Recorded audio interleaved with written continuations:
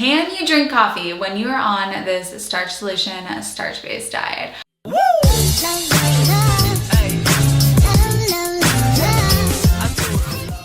Hello my honeys, it's Emmie. If you're new to the channel, welcome. My name is Emmie. I'm a nutritionist and the creator of the Slim on Starch program. If you want to learn more about how you can join the Slim on Starch program, then go to healthyemmie.org or just click the link in the down bar. Also make sure to hit subscribe and turn on the notification bell so that you can be notified every time I upload a new video, which is at least every Wednesday and Saturday.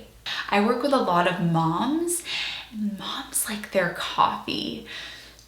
Moms also like their wine. So if you want me to do a video instead of talking about coffee, I'm talking about wine in this starch-based diet, I absolutely will. Just let me know in the comments. Just comment the word wine and I will know. But moms like their coffee. And trust me, I get it. And the last thing that I want is an angry mom, a tired mom who doesn't have her coffee. Coffee is so low on my list when I'm working with clients. It's like one of the last things that I will ever address if I even need to. With most people, I never really even get to that point because it is small potatoes. We want to look big picture, and I think that's getting lost in the sauce. I think that's majoring in minor things, and we really want to look at the food here. If you're not having success on this lifestyle, it's probably not because of the cup of coffee that you have in the morning.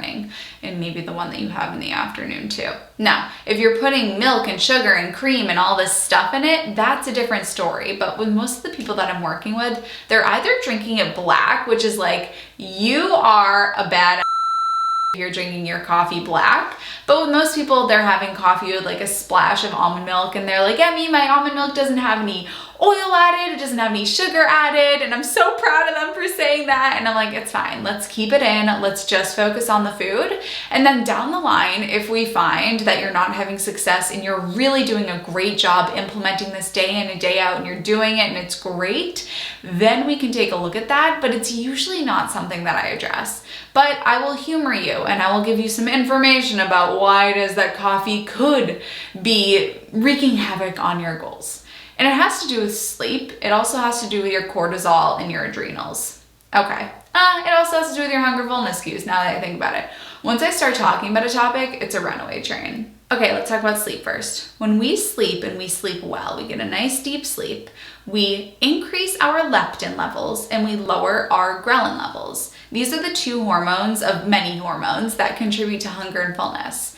Leptin is what makes us feel full, and when we get adequate sleep, our leptin levels increase. Ghrelin is what makes us feel hungry, and when we get adequate sleep, our ghrelin levels are lower, which means when we're sleeping enough, we're not as hungry because our hormones aren't contributing to our appetite. So get enough sleep so that your hormones aren't going to wreak havoc on your health goals. If you are drinking coffee, then this shows me that you are lacking in the area of sleep, and it could be adding fuel to that fire, because caffeine will stay in our system for quite a long time after we've had a cup of coffee. Especially if you're having coffee in the afternoons, then your sleep at nighttime probably is a little bit out of whack. So I would pay attention to that, because that could be contributing to the hormonal imbalance, which is going to make you hungrier than you should be. Because if your hormones were in line, you wouldn't actually be hungry. So if you are drinking coffee, that's a sign to me that your sleep might be a little bit out of whack, and it's also making your sleep even more out of whack by relying on the coffee. It's this vicious cycle. So that's the first thing. The second thing with coffee is that it is quite a stressor on the body, and it can be quite a stressor to your adrenals, and it can increase your cortisol levels. And when that happens, your body goes into fight or flight. You're gonna hold on to weight around your stomach. You're gonna be inflamed. You're gonna hold on to more water weight. This is usually for people that are pounding coffee after coffee after coffee, and they're not eating. They're relying just on the coffee for their energy.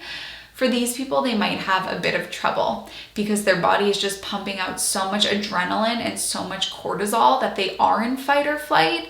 The body's going to turn into fat storage mode. Your hunger signals are going to turn off, which leads me into my last point. And I want to also point out here, like, I'm catastrophizing coffee right now. Like I said at the beginning of this video, most of my clients, like, it is so far down that list. It's usually something that we never end up addressing. But for those of you that want to learn, they want to be A+ students, which you don't have to be, and 90% is still an A, but for those of you that want to be overachievers, I'll tell you a little bit about hunger fullness.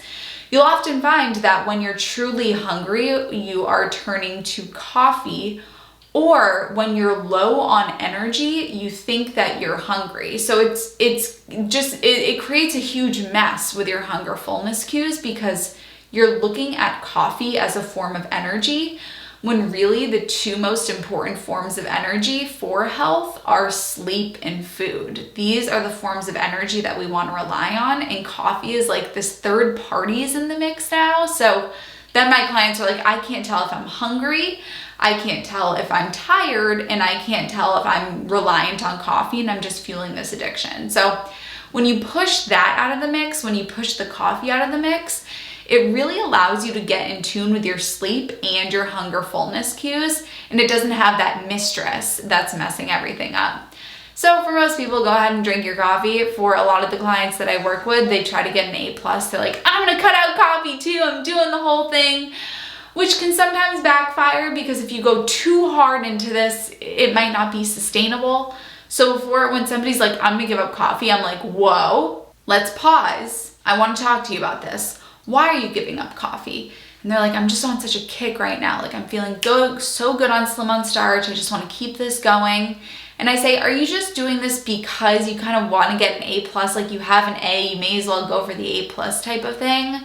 They're like, to be honest, yeah. Like, I love my coffee, but I just feel so healthy and I want to give it up too.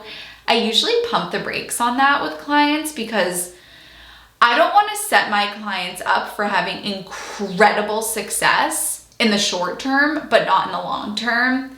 Really into sustainability and making sure that we build something sustainable. So I do kind of pull the reins back on that.